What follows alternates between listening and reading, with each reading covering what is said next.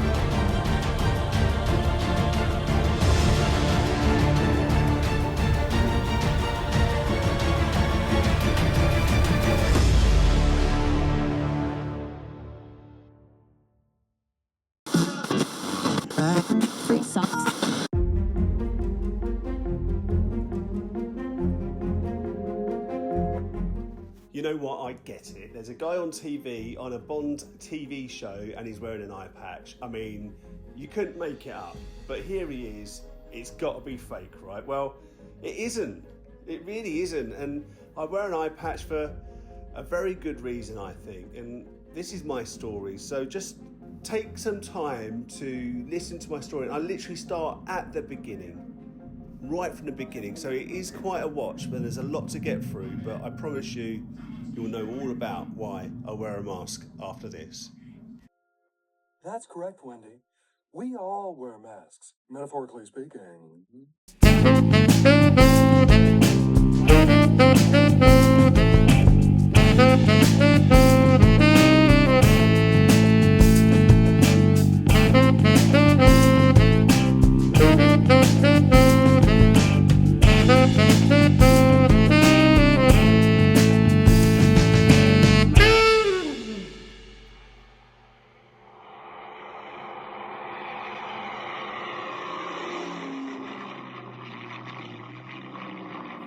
Mayday, Mayday, Mayday. Hi, this is kind of weird, but I'm making this video really just to give everybody else an insight into my treatment, which is going to be happening quite soon. And I suppose I kind of want to tell you a bit more about my story.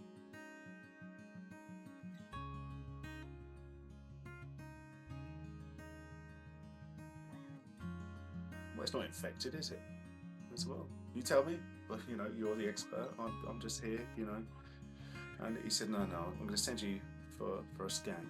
Long and short of it is that after they did the scan, they could see that this here, it goes round. I can feel it there, and I lose that feeling of it there. It sort of comes round. I can feel it there. That's tender, but not so much. And once they did the MRI scan,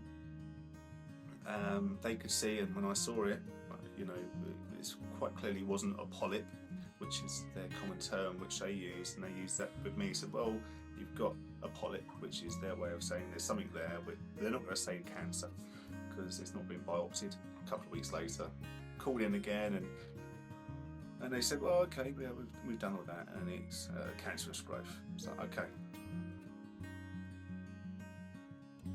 Basically, because the growth is right against your eye, and it's quite a big growth, it's going to mean invasive surgery. It doesn't mean you can go up through the nose, which I first thought, because I had looked into it. I sort of thought, well, okay, this is a kind of surgery which is quite invasive. But they said, no, you've got to sort of pull back the face, and it's likely you're going to lose the eye. So anyway, the reasons for is because they have to cut so close to the eye that it will damage the eye.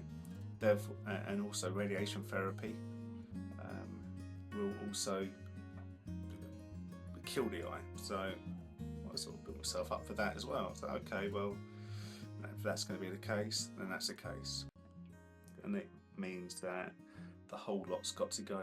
But the alternative is this cancerous growth will ravage my body unless I take aggressive action, and that's reality. So, long and short of it is, for me to put this out there for everybody else, is because when I was looking into what I think I had, I could find very little. Certainly not a documented process where people can sort of see what is happening to them.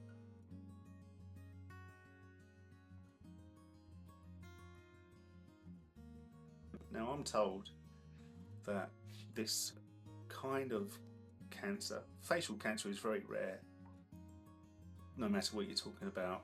But this particular one, just in Britain alone, you're talking sort of one in every 2.5, 3 million. You know, it's minimal.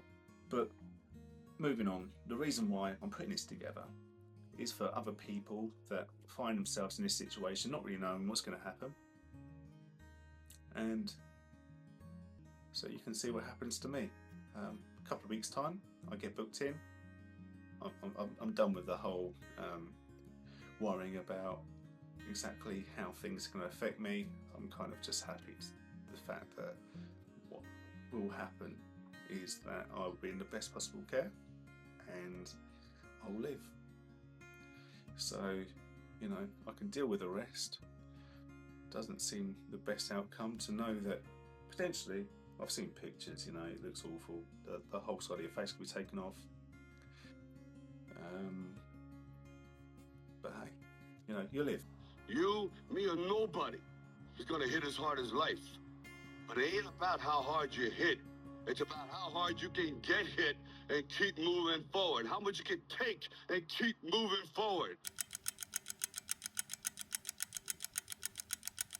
For people that are hopping on and tuning in, thank you for carving some time in the daytime or if you're in the evening here in Australia. We are really happy that you can listen to us and also hear Dan share his story and experience with what has happened to him. So I'll pass the mic to you, Dan. Thank you, Harry. It's a real pleasure as well. Thank you very much. You know, this is a special day for me. As you say, it's a 10-year anniversary, and the anniversary is from the original surgery that removed my eye. And while that isn't necessarily something to celebrate, but what that actually did was remove a cancerous tumour from my sinus, which was growing behind my eye, and of course led everything to be removed. And so, as you can imagine, having cancer and also with the added effect of having part of your body removed is a horrific moment in anybody's comprehension. I can, you know, as you can imagine. People may ask you, "Oh, do you wish that you didn't have that cancer or whatever?" I don't know. Would you answer or no? I wouldn't want my life any different. How would you answer it then? I believe, me personally, it's become me. So I've had to embrace that.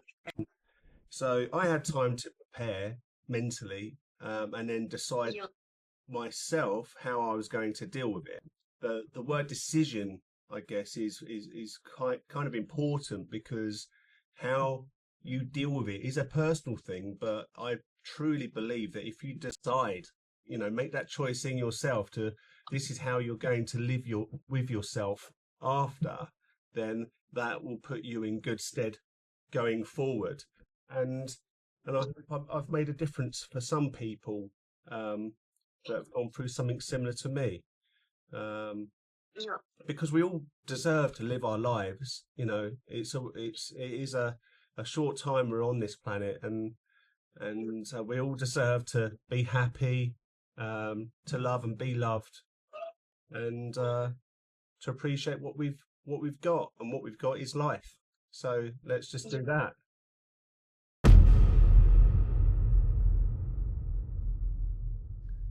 You know what? I'm right. Let's just do life. Something I always say to my boys: say yes to things, because you just don't know what's around the corner. The bonded experience. Yeah, sure, whatever. What can I name? What can I name? The bonded experience. This is it's not as clever as you think it is. I love you, Dan. Alright, go on. Catch us on the next episode to see what happened next.